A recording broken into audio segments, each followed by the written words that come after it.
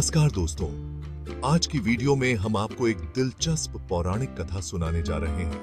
ये कथा है ब्रह्मा जी को भगवान शिव द्वारा दिए गए श्राप की। क्या आप जानते हैं कि क्यों ब्रह्मा जी की पूजा नहीं की जाती?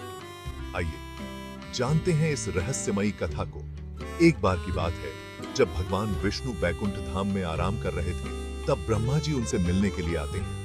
परंतु भगवान विष्णु खड़े होकर ब्रह्मा जी का स्वागत नहीं करते हैं और वहीं पर लेटे रहते हैं। यह ब्रह्मा जी को अच्छा नहीं लगता है और वे भगवान विष्णु से कहते हैं कि मैं आपके घर आया हूँ और मैं आपसे बड़ा हूँ, इसलिए आपको उठकर मेरा सम्मान करना चाहिए। यह सुनकर भगवान विष्णु ब्रह्मा जी से कहते हैं कि मैं उठकर आपका 100 बार सम्मान कर सकता हूँ, लेकिन आपको यह किसने कहा है कि आप मुझसे बड़े हैं?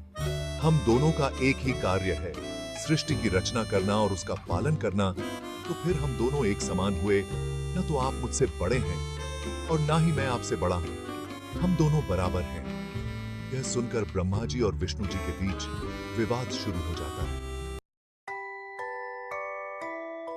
तभी भगवान शिव एक दिव्य ज्योतिर्लिंग का रूप धारण करते हैं, जो ऊपर और नीचे दोनों तरफ बहुत दूर तक फैला हुआ था। यह ज्योतिर्लिंग इतना विशाल और अद्भुत था कि इसकी कोई सीमा नहीं थी। इसकी दिव्यता और प्रकाश से पूरा ब्रह्मांड आलोकित हो गया था। तब भगवान विष्णु कहते हैं, सबसे पहले हम इस ज्योतिर्लिंग का आरंभ और अंत पता करते हैं, और अगर आपने मुझसे पहले इसका पता लगा लिया तो मैं आपको बड़ा मान लूंगा। फिर शिवजी से अनुमति लेकर विष्णु जी वराह का रूप धारण करके ज्योतिर्लिंग के नीचे की तरफ गए। उन्होंने गहरे और गहरे जाकर इस लिंग का अंत खोजने की कोशिश की, लेकिन उन्हें कोई सीमा नहीं मिली। ब्रह्मा जी हंस बनकर ऊपर की ओर उड़े। उन्होंने आकाश की ऊंचाइयों में जाकर इस ज्योतिर्लिंग का आरंभ खोजने की कोशिश की, लेकिन उन्हें भी कोई शुरुआत नहीं मिली। दोनों ने अपनी पूरी शक्ति और सामर्थ्य का उपयोग किया, लेकिन ज्योतिर्लिंग की सीमा को नहीं पा सके।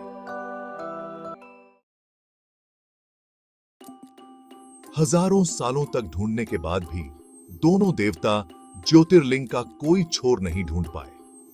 विष्णु जी ने अपनी हार मान ली और शिव जी के पास वापस आ गए, लेकिन ब्रह्मा जी हार मानने को तैयार नहीं थे।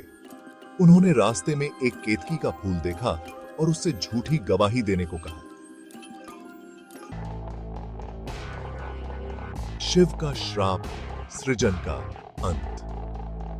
ब्रह्मा जी केतकी के फूल को लेकर शिव जी के पास पहुंचे और बोले कि उन्होंने ज्योतिर्लिंग का ऊपरी सिरा ढूंढ लिया है।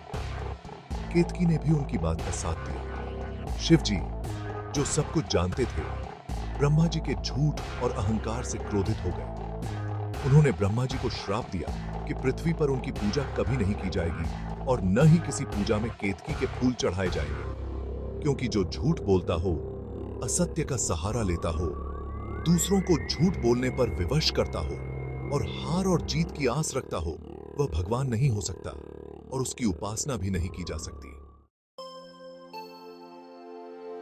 श्राप का असर, ब्रह्मा जी को सजा।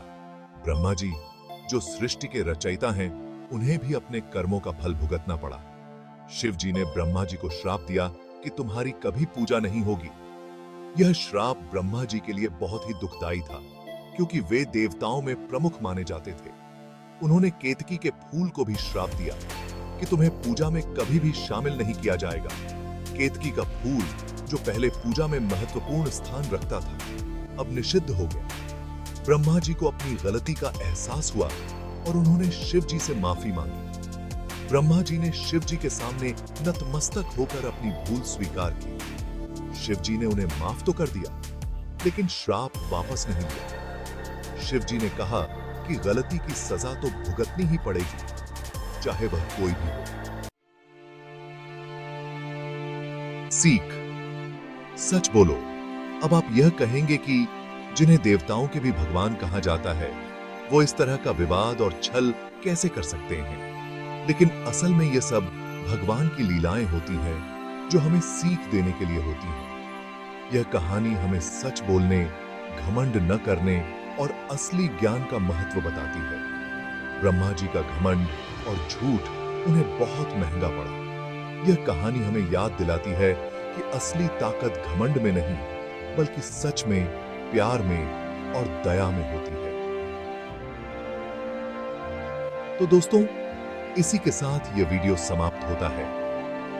आपको हमरे द्वारा दी गई जानकारी कैसी लगी कमेंट करके जरूर बताना। अगर यह जानकारी आपको पसंद आई तो इस वीडियो को लाइक करना मत भूलना। ऐसे ही और वीडियोस देखने के लिए हमरे चैनल को सब्सक्राइब जरूर करें। बोलो हर हर महादेव।